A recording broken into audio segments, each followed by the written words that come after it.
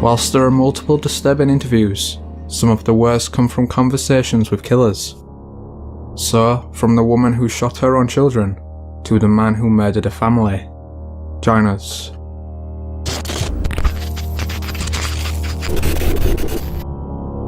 Responsible for the murders of 5 women at only the age of 21, Bernard Giles was fortunately captured in 1974. More recently, Giles was interviewed by broadcaster Piers Morgan. That day that you went out, when you did kill for the first time, was that a morning when you woke up and you were with your wife and daughter and something hit you and you went, no, today may be the day? every day may be the day. Every day? Every day may be the day. Do you know the name of your first victim? No, sir. Not now. Nancy Jerry. Do you know anything about her life? I found out later she was a singer in a bar. That was it. Tell me what happened. We picked her up in Titusville. There's a wooded area, and I pulled off the road. What did she look like?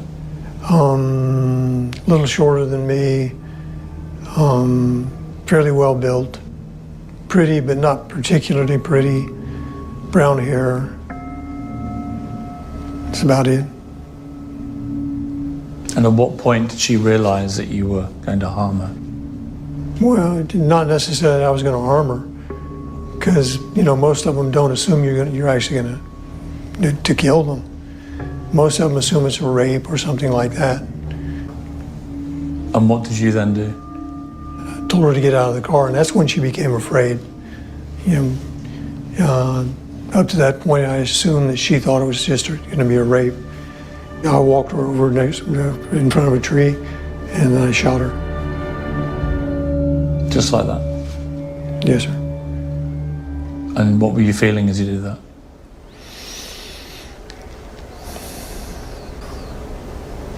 The thing is what is your passion in your life? What is the thing that you like to do more than anything else? And you're doing it. You are so there that it's like you can see the atoms vibrating. It's difficult to describe.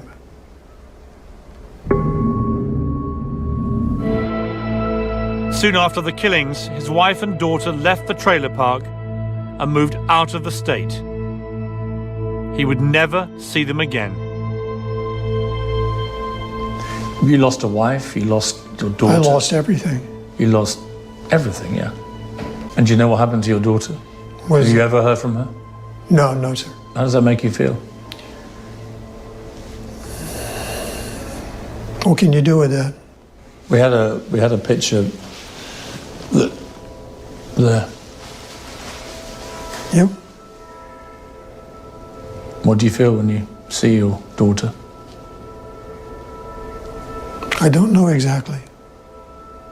When you look at your own daughter, that age, smiling, innocent, happy, what do you feel about the young women you killed? I don't put those together. What would you feel about a man who snatched your daughter and terrorized and raped and killed her? I certainly wouldn't appreciate it. That's it? That's how you'd feel? Like I said, I certainly wouldn't appreciate it.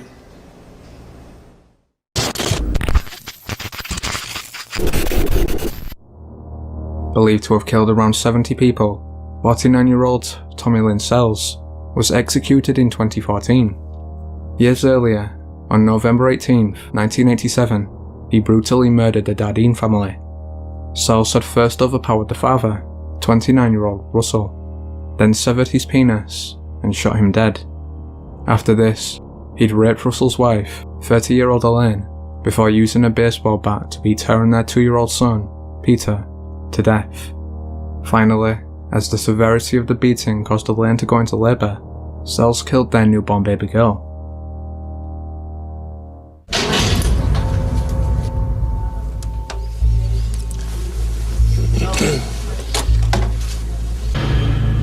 So altogether, about how many you killed, the question is, and you think your answer is what? See, you trying to sew me up in a wow. I don't know. You know, do the math.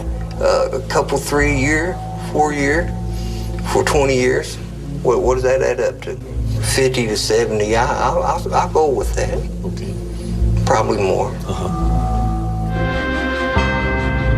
Some of the people you killed, they could be men, they could be women, they could be kids. It was like an equal opportunity. I didn't form a pattern as most. Yeah, it was like anybody was fair game. It did not matter. Blood is blood. It didn't matter man, woman, child. Yeah, no more thrill to kill the mayor of the town than the homeless guy on the street. No. Quite a few times, not all the times, but quite a few times, it was a mother and a kid. And I have an answer for that. Okay. And I thought hard about that because it's been like smacked up inside my head a time or two. I know what I went through as a child. The nightmares, the drama, the reality of who I was and what was done to me. I never wanted that to happen to another person.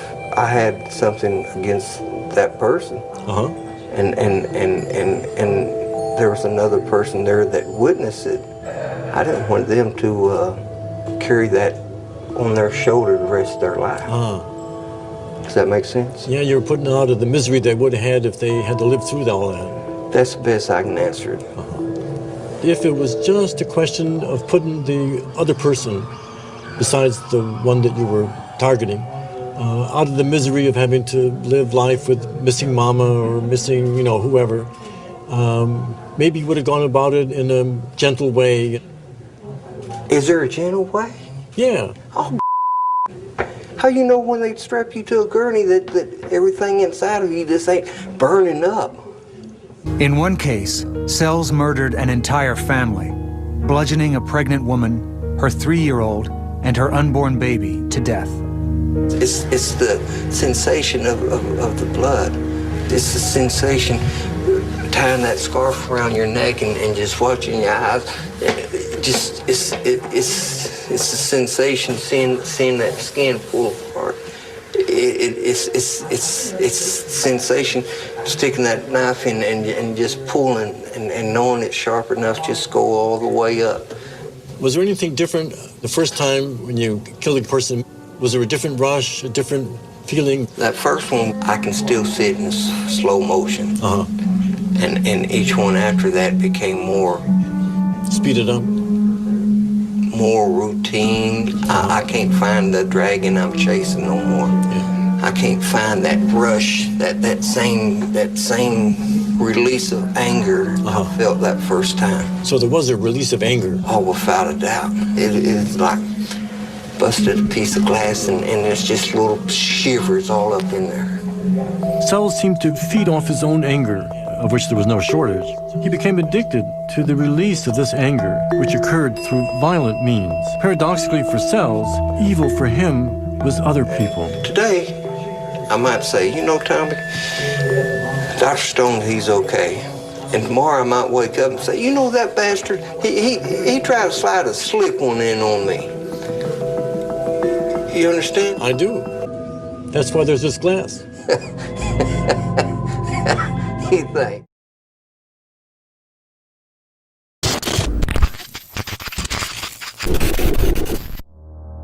Admittedly, Diane Downs isn't a serial killer, but that isn't through a lack of trying. In 1983, after a string of short relationships, Diane finally found love in her co-worker, Robert Knickerbocker. Robert, however, rejected her, stating he had no interest in being a father to her 3 children, Christiane, Cheryl Lynn, and Danny. Subsequently, on May 19th, 1983, Diane pulled over onto the side of a quiet road and shot each of them multiple times. She then shot herself in the arm and drove to the nearest hospital. Tragically, Cheryl was already dead, while Stanley was paralysed and Christy barely alive. Meanwhile, Diane told doctors that they'd been attacked by a bushy-haired man who'd attempted to hijack the car. Police though were sceptical, and after a lengthy investigation, arrested her on February 28, 1984. We were just out, I guess, sightseeing, I guess you'd say. And the kids got tired. They fell asleep in the car, so I decided to just head on home. But I saw a road I hadn't been on before. We like to take back roads, and just went down that road. And there was a guy standing in the road, flagging me down, so I stopped. If I had shot my own children, would I not have done a good job of it? Why would I have taken my kids to the hospital? Wouldn't I have made sure they were dead and then cried crocodile tears? That's insane to think that I would do such a thing and then bring the witnesses in against myself. That's crazy. Christy woke up, and as I say, she may be the only one to get me out of this. Would I have brought her to the hospital? Wouldn't she be the one that I would make sure is dead? There are too many holes in it. When this man shot my daughter, my first reaction was to snap back to my childhood, to the pain that had happened to me back then, my marriage, my entrapment by society. This man was bigger than me. He was stronger than me. He had more power because he had a gun. And I stood there and I looked at Christy reaching, and the blood that just kept gushing out of her mouth. What do? Everybody says you sure were lucky. Well, I don't feel very lucky. I couldn't tie my damn shoes for about 2 months. It is very painful. It is still painful. The scar is going to be there forever. I'm going to remember that night for the rest of my life, whether I want to or not. I don't think I was very lucky. I think my kids were lucky. If I had been shot the way they were, we all would have died. You can't replace children, but you can replace the effect that they give you. And they give me love, they give me satisfaction, they give me stability. They give me a reason to live and a reason to be happy, and that's gone. They took it from me. But children are so easy to conceive. At night, when I close my eyes, I can see Christy reaching her hand out to me while I'm driving, and the blood just keep coming out of her mouth. And that, maybe it'll fade too with time, but I don't think so. That haunts me the most.